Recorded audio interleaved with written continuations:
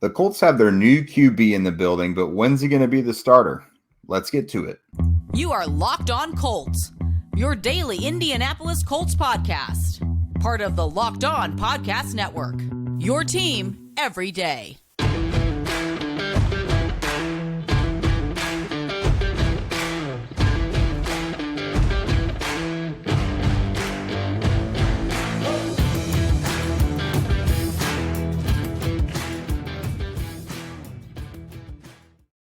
Hello. Thanks for tuning in and making us your first listen of the day. This is your daily podcast covering your Indianapolis Colts, part of the Locked On Podcast Network, your team every day. I am Jake Arthur. He is Zach Hicks. You know the two of us from horseshoehuddle.com. I am the local credentialed media member reporting to you from the facility, bringing you the news and notes, what the players and coaches are saying. Zach here is the most notorious, dangerous, scandalous film guy in the Colts biz. He is right now. He's actually in the throes of his Empty Theory series, where he's breaking down the film on ways the Colts offense could look running out of Empty Theory, how that can maximize Anthony Richardson. You said that's concluding this week, is that right? Yep. Last edition of it, last pure edition of it, will be released today, which you guys can probably go read at 8 o'clock. If you guys are one of our early everydayers there at 6 a.m., you can go read it there at 8 o'clock Eastern time. And then we'll have a wrap up article on Thursday, and that'll be it for Empty Theory. And then we dive into the next set of series when it comes down to film analysts. So make sure you guys are checking all that out. Music to people's ears there. But today, what we're going to talk about, we're actually starting our own series here. You probably heard me tease it a little bit on yesterday's show. We're going to go through each position group on the roster and just kind of break down who we think the starters will be, the main depth, and then guys fighting for a roster spot on the bubble. We're going to start today with quarterback, which of course it's a small position group, so it's probably not going to follow the exact script you're going to see with these other ones, but we'll get into it nonetheless. So number one, when you're talking about Colts quarterbacks, everything begins and ends with Anthony Richardson right now. So the main question now that he's in the building, he's mixed in with the vets and everything, is when is he going to be the starter? And Zach, we've talked about this a little bit, but I don't think anything has changed. And really, since we've last discussed it, it's really been all positive notes from Richardson's side. Yeah, I think, the main thing that they want is him to start from day one. In a perfect world, he comes into camp, gets better every single day, starts stacking those good days, and you really see growth in terms of just acclimating to the NFL game, NFL system. And then he puts together a good preseason and he's ready to go on week one. So you can just get him out there, get that experience. Even if he's a 50% passer and it's not super pretty in year one, get him that on the field experience, let him grow throughout the year and let him mesh with these group of skill position players around him. I think that's the ideal plan, even though, we've seen mixed results and mixed things around the league in terms of actually doing that. We saw with Pat Mahomes, obviously famously sat for that entire first season, but we even have other guys like Jalen Hurts sat most of his first season. Justin Herbert sat the first couple games of his first season. Josh Allen, I believe, sat the first 2 or 3 games of his first season as well. Some of these guys do miss time early on just to kind of get further acclimated. And then the teams also like to pick the certain matchup that those guys are first coming in. So for instance, with the Colts schedule, maybe you don't love that Jaguars day one, or you don't love DeMeco Ryans defense early on in the season, and you want to kind of push him back into maybe an easier defense, even though those two defenses were far from great last year. So it might be good to roll them out there early in the year, but stuff like that, they might push it back just a little bit. But I do think at the end of the day, at the end of the year, we're going to be looking back and saying, yeah, Anthony Richardson started most of the games for the Colts. And hopefully we just see that growth every single day in every single game throughout the year. But yeah, I do think ultimately the plan is to get him out there in year one and not view him as this 2, 3, 4 year project, like some people were saying in the pre-draft process. Yeah, I don't think the Colts envision it that way at all. I don't think they think he's a project. I think they already have a plan on what they can do to get him acclimated pretty quickly. For me, it's definitely not if he's going to start year one, but when, for sure. Everything that they've said indicates they would like to get him ready to start week one.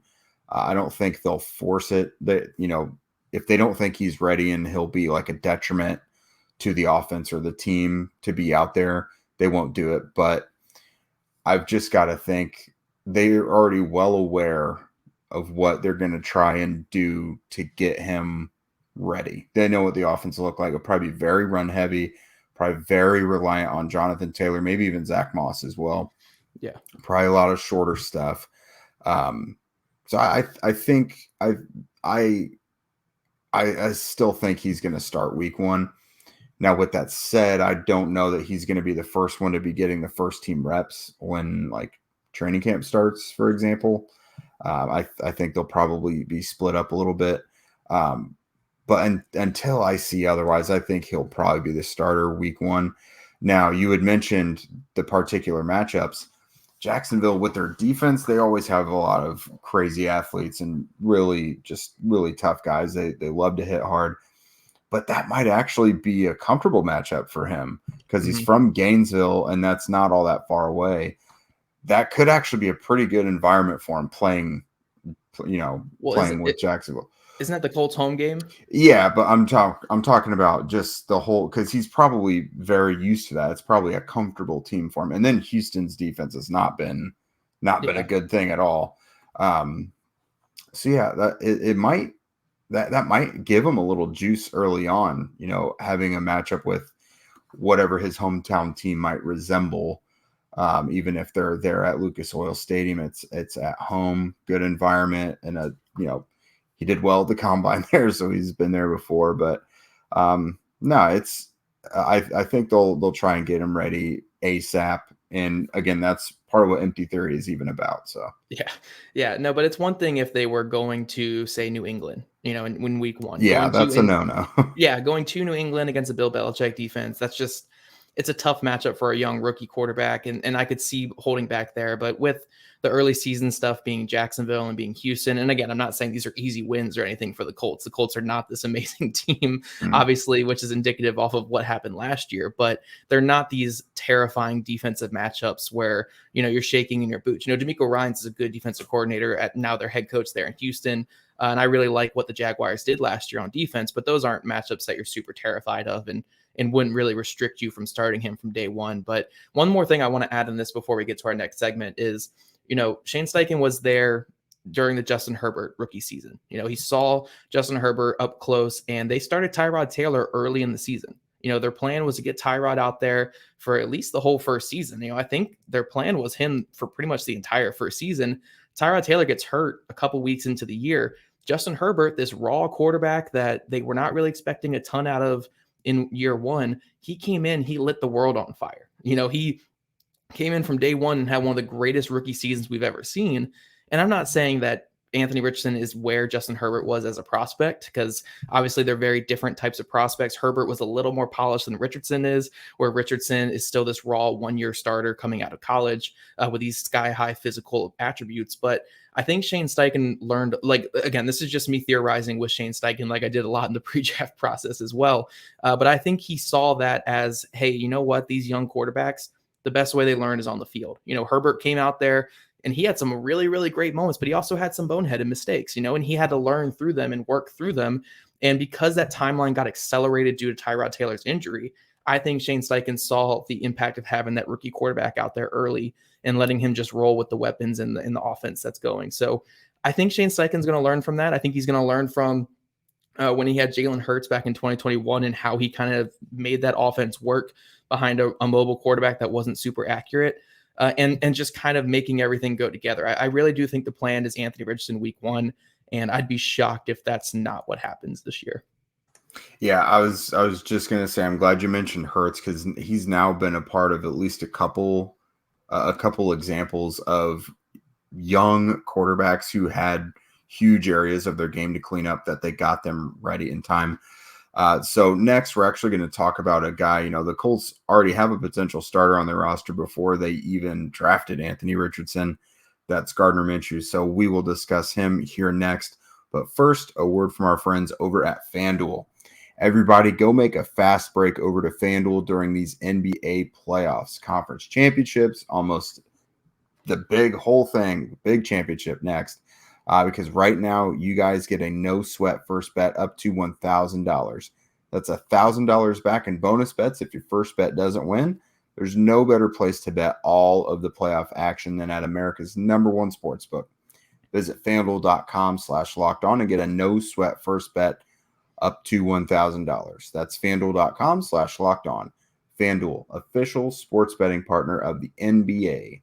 And every dayers, make sure if you somehow missed Jake's episode from yesterday, go back and check it out. Jake does great on the solo episodes, and I love it because I don't have to hear my voice. Go back, check out Jake's solo episode where he talks about some young veterans who are finally going to get their chance to start and their chance to shine next year. So go check that out, all you beautiful everydayers that we love so much. All right, guys, so diving into a key depth player or a key backup he's going to be important this year, whether we see it on the field or not. And that's Gardner Minshew, a guy where going into the draft process, obviously we knew the Colts were going to take a quarterback super high in this class, but if they took a quarterback like an Anthony Richardson, where maybe he's not ready week 1 or week 2, you have Gardner Minshew, a player who's been in the league for a couple of years, who's had some success and who's worked with Shane Steichen the last couple seasons. I think this is a good player to have just in that locker room, even if it's just for vibes. Gardner Minshew is giving you some good vibes.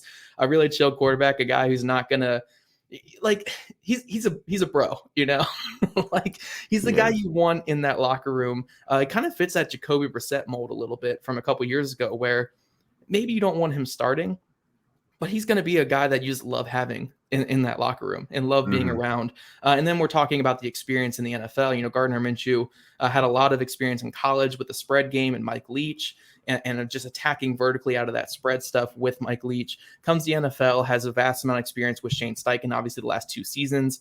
He's going to be a major just voice in the head of Anthony Richardson, a guy who can someone he can lean on, someone he can talk to. So even if we don't even see Gardner Minshew touch the field this year, he's going to have an impact beyond that makes him a very key backup for this team. Yeah, we talked to him last week during off-season workouts, and you're right. He's going to be good, at least for the vibes. He is unintentionally hilarious. I can't wait to talk to him throughout the season, even if he's not the starter. But no, it sounds like he's going to be very supportive of Richardson. He's at least saying all the right things right now. There's some guys, some of the veterans who are non-committal on the battle, or it's not my job to get him ready. He's very open to working with him. They want to work together to make the team better, which is coach speak, of course, but he just sounds so genuine talking about it. They trained in the same area also during the offseason, so they're already familiar with each other. And so these guys will be good for each other. They're going to push each other. But Minshew, of course, already has the couple years with Shane Steichen. He's going to help impart that and get Anthony Richardson ready. But I don't know about you, but I'm pretty comfortable with Minshew starting off the season if he needs to. Preference, of course, would be Richardson starts from day 1. But again, you don't want that to be super, super ugly. There's being not ready, and then there's, just taking your rookie lumps because you just started. But if that's the case, I'm okay with Minshew starting. We've talked about him wanting him here in Indy for a couple years now. So, of course, we're receptive to it. Yeah. If it all comes down to it and say Minshew has to start a good chunk of games, 3 or 4 games, I'm cool with it because, you can get the rhythm going a little bit. You have a quarterback who knows what he's doing. And at the end of the day, Minshew is not this superb elite starting quarterback by any means. There's a reason why he signed such a small deal to come here and be a backup behind a young rookie quarterback. But he is a player who's more than capable of filling a role. And if you need him to come in a pinch, say Richardson starts day 1 and starts lighting the league on fire. He's playing some great football. The Colts find themselves at first in the division. Again, this is me talking some crazy stuff here. I know some of you optimistic guys are thinking that this might happen, but so if the Colts are actually coming out and they're playing really well this year, and then Richardson misses a game or 2 due to an injury, Minshew is the type of quarterback that you want behind him, because the 2 biggest things that you can have in a backup quarterback is a veteran voice for your starter and a guy who can win that 1 or 2 games when they come in. You don't want a Brian Hoyer situation like a couple years ago with the Colts, where Hoyer came in and he was competitive against the Steelers when he came in that game. I got burned so bad by that quick Hoyer stint. That burned me bad. Right. Or you don't want a Nick Foles even. Like Nick Foles last year, we loved that he was forcing the ball down the field, but he was horrendous. He was absolutely horrendous. You want a quarterback who can come in if your starter gets hurt, when you're a good team, obviously. If you're a bad team, it doesn't really matter too much. But when you're a good team, you want that quarterback that can come in and win that 1 or 2 games. Or if you have a 4-game stretch where your quarterback's out, if they can win 2 of those games and keep you afloat, that's a good backup quarterback right there. So I think Minshew is a guy who falls into that category of good backup quarterback. He can win you some games. He can do some good things. You're not going to completely rely on him. If your starter goes down for 8 weeks or for 10 weeks, he's probably not going to get you to the playoffs, but he'll still do some decent things there. So yeah, I like having Minshew again, is just as that veteran brain in the room, as a really nice and chill guy that everyone can get along with. And then also as a player that can win a game or two if you really need to. And if this kind of stint with the Colts lasts more than 1 year and lasts a couple seasons behind Anthony Richardson, I think that's even better for both sides. So this is definitely a big year for him off the field. And if he ends up being on the field at all, obviously it's a big year in that regard. But I do think this is kind of that test run for him being with the organization for a couple years going forward, unless there's more interest from other teams. So yeah, love Gardner Minshew, love that he's in this organization. And even if he doesn't play one single snap this year, he's going to have an impact on this team. Yeah, and I'll circle back to the leadership part of it you mentioned, and you talked about Jacoby Brissett. I'll go at it from the leadership angle. Jacoby was a critical piece in that locker room, and it hurt when he left. He wasn't the guy you wanted to necessarily see on the field, but he was beloved in that locker room. And I think someone like Minshew could be an extension of Shane Steichen, having played for him for a while, being mature enough to, be a starting quarterback in the NFL on occasion, but also be relatable to the guys in the locker room and be able to just be that sounding rod. Not that I think there would be any disconnect, but there are players and there are coaches, that is a thing. Yeah. But no, I think he's the perfect mesh for that. We've seen him. He can be really fiery. He loves to celebrate his guys. Like, I think he'll be a huge part of the leadership of that. And after the last couple of years, I think that locker room could probably use it. Yeah, and another thing too, again, when we're talking about him mentoring Anthony Richardson, just in terms of schematics and all that stuff, one thing that Anthony Richardson kind of did struggle with last season at Florida was being that vocal leader, was being that guy who can get up in front of everybody and be rah-rah and be that guy that everyone wants to gravitate towards. Obviously, they gravitate towards his ability on the field, but off the field, it took kind of until like late in the season for players on that team to really gravitate to him, because he was a 19 to 20-year-old kid just kind of trying to find his way and figuring out what kind of leader he is. So when you put him with this very boisterous, very outgoing personality, this goofy personality that is Gardner Minshew, if Anthony Richardson is just mirroring that and trying to learn from that, even that could be something that's big for him, because we've seen with the Colts the last couple of years which personalities fit with this locker room.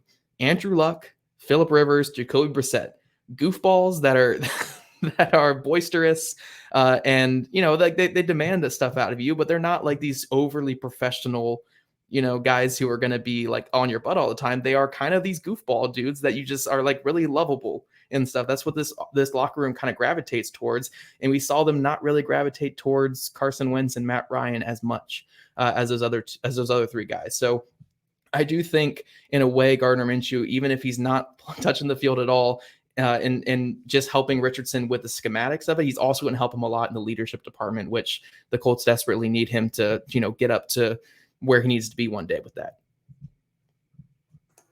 Yeah, and that's, we didn't hear that buzzword quite as often this offseason when they're searching for a new quarterback every year, the leadership aspect. They need a strong leader. But that's going to still be very much the case for Shane Steichen. It's a huge A1 criterion for Chris Ballard. So that's definitely a big part of it. Next up, we're going to look at what's left for Sam Ehlinger. Year 3, I think it is, right? So what's that going to look like for him moving forward? Okay, Zach. So the Sam Ehlinger saga got a little more interesting actually on, I don't know what today is. We'll say it's Monday is when the rule passed at the latest owners meetings.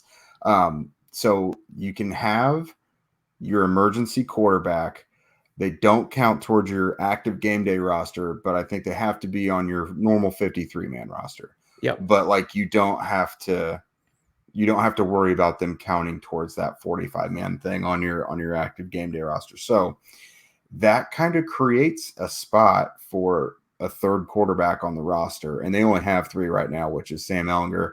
I think they still like him, and I kind of feel like Chris Ballard might be a little more intrigued to see what Shane Steichen could do with a Sam Ehlinger rather than whatever Frank Reich was doing, and then ultimately Jeff Saturday, obviously. Yeah, I think I know we're putting him in the section here of long shot to make the roster, and I do still think ultimately it's a long-ish shot for Sam Ehlinger, but if he outperforms Gardner Minshew in training camp, I don't doubt that the Colts would keep him over Minshew if it came down to it. It's not like Minshew signed a 1-year, $20 million contract. Minshew signed it was 1 year, like $2 million or something, like 2.5 million. It's pretty small. It's less than 5. Yeah. Yeah. I think it has incentives that go up to around 5, but it's a pretty low contract. So if Sam Ehlinger comes in and just has another phenomenal camp, and Shane Steichen at the end of all of it is like, you know what? I feel better about him than Gardner Minshew. He has a chance to be QB2. We saw some really good things from him when he played last year. Obviously, that New England game was a train wreck. And like we said with Anthony Richardson, if he were to go into New England like Ehlinger did last year, it would be a disaster because that's just what Bill Belichick does. But the other games, he played against a really good Washington team in his first ever start. A really good Washington defense. Sorry, not a really good Washington team. A really good Washington defense in his first ever start. And did some good things in that one. And then the last game of the season, it was a nail biter down to the end when the Colts were easily the worst team in football in that stretch. He took them to the wire against the Houston, were another pretty bad team, but they were competitive for the first time in over a month in that game with him at quarterback instead of Nick Foles or Matt Ryan. So I think Sam Ehlinger has something. I was really impressed with what he did last year, and obviously what he's done in camp and in the preseason the last couple seasons. So yes, I think he's a long shot because Gardner Minshew has that rapport with Shane Steichen and because he's just had more success in the NFL. But I'm not ruling him out. I'm not saying he's done. And honestly, I'm not on the Sam Ehlinger is going to be an elite quarterback like some people were last offseason. But I'm not as low on him as I was whatsoever last year. I was really low on him last year. I admittedly will say that he showed more to me than I thought he ever could when he got on the field last year. And I think there's a little bit of something there. So if he has a great camp and he beats out Gardner Minshew, perfect. That's what you want. You want competition. You want the best man to make the roster. And I think there's a place for Sam Ehlinger if he plays well in the offseason. I agree because I was pretty optimistic about what he could do last year. And then I saw whatever their plan for him was. And I was like, okay, well, this doesn't seem to be it. Like there's got to be other ways to use him. So the arm's not awful. It got up to adequate. Below adequate. It got up to below adequate, but next to Nick Foles, to be able to play. No, next to Nick Foles and Matt Ryan last year, it looked elite. That looked like the greatest arm I've ever seen. Right there. That was Josh Allen last year compared to those two guys. Just whipping through the Lucas Oil winds. Yes. No, but I mean, he's accurate. He's very smart. Like that's what they've lauded for him for most in his time here is, his ability to digest the playbook and like be able to push it off to his teammates and everything. So I think there's value in having him in the room, even if you're probably never going to play him. But if that's your emergency quarterback and it doesn't have to take a game day roster spot, I'm all for it. Like, I think it's going to be a tough numbers game because I think the Colts do have some position groups that you're going to think they're going to have to keep a bunch of guys, receiver, tight end, defensive line, the secondary. Like, so we'll see. It could be a numbers game, but the Colts could do so much worse than having Ehlinger as their emergency quarterback. You hope to really never have to have him out there, especially now that you have Anthony Richardson. But I'm confident that Steichen could do something with that, whatever it looks like, whether it's actually implementing a quick passing game or getting him outside or doing something. Like, there's got to be a better way to use him. I don't buy the fact that Ehlinger is just this total useless quarterback that he was made to look like at times last year. It's not that he was made to look like this total useless quarterback. It's just he got thrown into the Wolves in tough situations. It was an executive decision by the owner Oh yeah. that we wanted to get an athletic quarterback out there. And look, Ehlinger, he's athletic-ish. He was big. He was Big 12 versus Big 12 defense is athletic. Yeah, like he's a 4'8" guy. Like we're not talking like Anthony Richardson's going to come in here weighing 30 pounds more than him running a 4'4", so that's an athletic quarterback.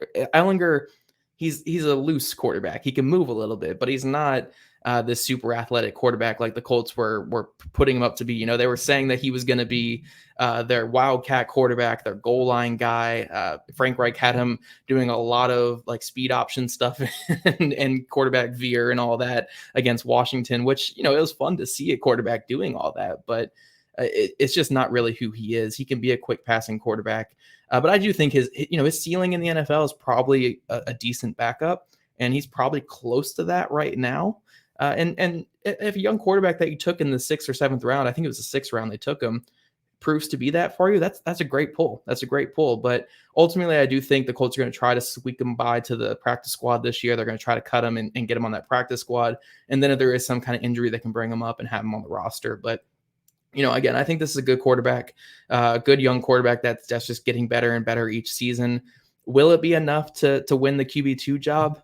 I'm not sure, but it is a roster battle to watch going to this offseason. I don't think it's a complete slam dunk that Gardner Minshew beats him out, even though I do think Gardner Minshew has the clear advantage there.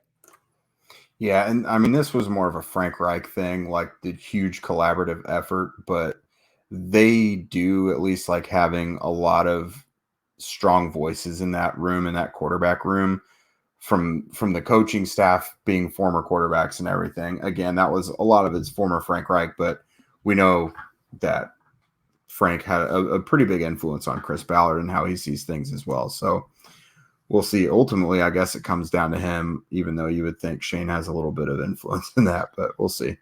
Yeah.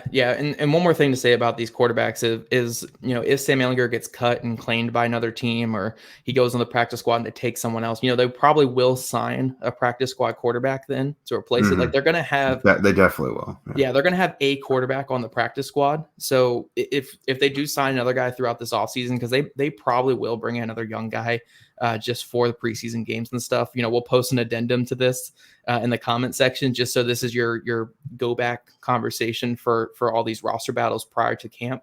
But I do think these are going to be the 3 guys they roll with for a good chunk of the offseason.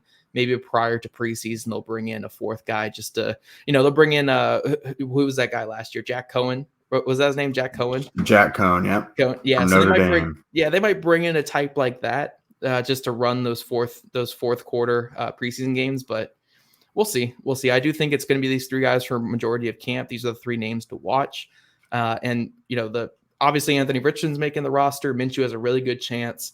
And Ehlinger, I'm not counting him out. I'm not counting him out yet. Even though I would have last year, I'm not doing it yet. Yeah. No, I think there's room for him again, but all we have to do yet is see. He's a very good preseason quarterback. Great preseason quarterback. That's what he's going to do. He's going to kill in the 2 games of the 3 or so that he gets to play. He'll kill. Yeah, like you would know this, Jake. Is there fantasy football for the preseason? Yes, there's fantasy and gambling for everything. You have to get Sam Ehlinger on your roster for preseason fantasy football, right? You absolutely have to. First overall pick. Like he's first overall pick. Oh, yeah. Get him. And now that Desmond Patman is gone, Mike Strawn, they're just going to blow. They're going to blow up. Exactly. Well, every day here's. Make sure you stay tuned in this week, because I'm going to have a special guest coming on tomorrow to talk about Anthony Richardson's mechanics and kind of some areas that he can get better. It's going to be Greg Pinelli from the Pinelli Passing Academy, a QB trainer that has worked with Josh Allen in the past. And he's going to help give me some insight on some areas that QB trainers look to work on with young quarterbacks like Anthony Richardson. So make sure you're tuned into that for tomorrow, and make sure you guys are already following us here on social medias if you don't already, at Locked On Colts, at Jake Arthur NFL, and at Zach Hicks 2 on Twitter. Also, subscribe to Locked On Colts podcast on YouTube, wherever you listen to your podcast. We love your guys' ratings and reviews, and we'll see you guys bright and early tomorrow morning.